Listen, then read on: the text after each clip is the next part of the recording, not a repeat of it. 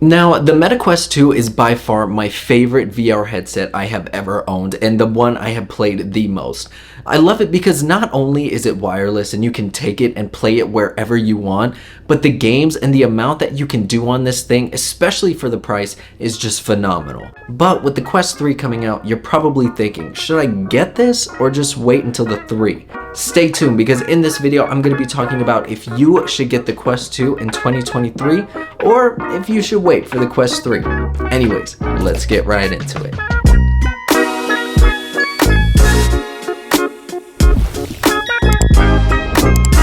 Now, I know the Quest 3 is coming in a couple of months, and with that being said, that one's going to be $100 more, and since it got announced, the Quest 2 actually went down to the original price of $299, which I think is great. Now, for $299, you are getting still a very premium VR headset that works phenomenal. And there is so many things that you can do on this headset.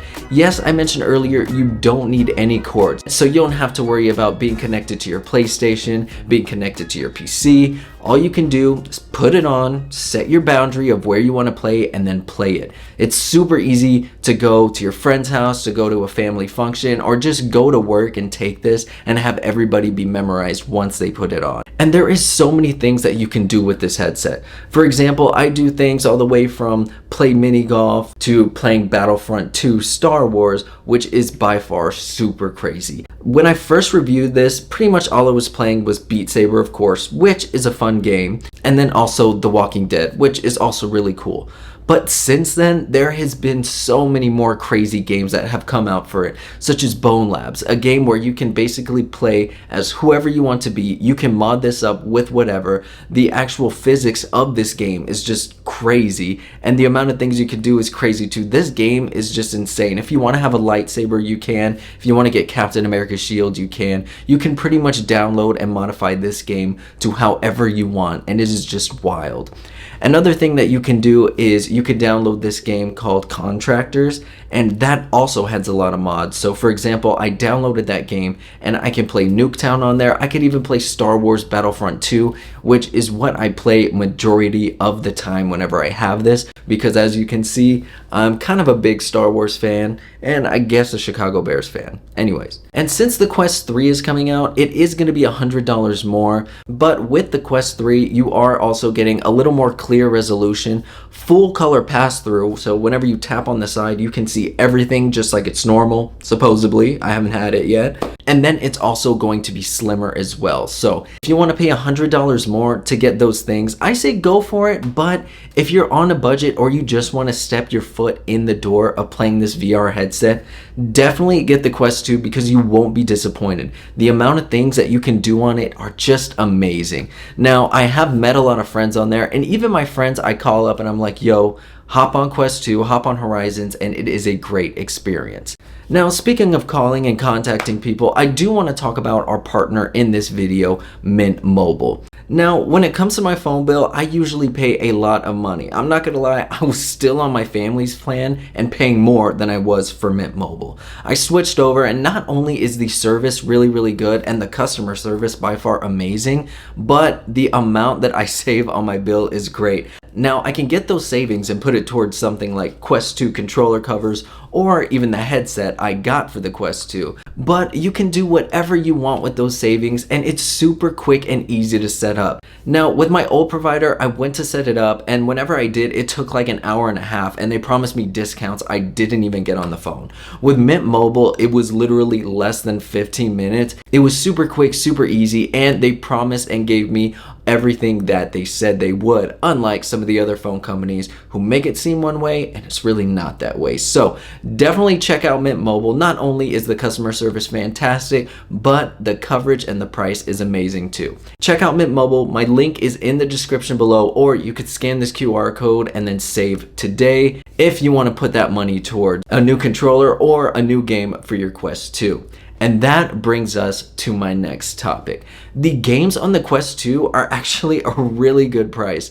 And most games on the Quest 2 are going to be anywhere between like $10 to like $30, which is nothing. But for PlayStation and Xbox, they're getting more expensive, around $60, $70 just for a new game that you're gonna play and be done with. With the Quest, it is less than half that price, and you definitely get more of a wow factor when playing these games. And another thing I love about the Quest 2 is you can mod it up however you want. So for example, I actually added this little head strap on here, which is one of my favorite accessories. I'll leave the link down below, but I pretty much love this because it has the headphones on the sides that are retractable. And then on top of that, this back here is a whole battery.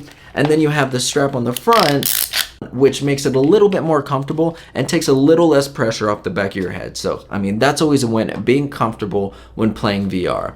And I know I said the battery was good, and it is good for VR. But with that being said, I think it's still good just to have an extra battery pack on deck, or a head strap that comes with a battery pack. So if your battery is getting low, you can just put that in. Literally, you could just get a regular battery pack, put it in your pocket and have the wire connecting, or you could just get a head strap like that. Either way, it's going to be good. And when it comes to the purchasing options of the Quest 2, there are two options, the 128GB version and the 256GB version, or 512, one of those.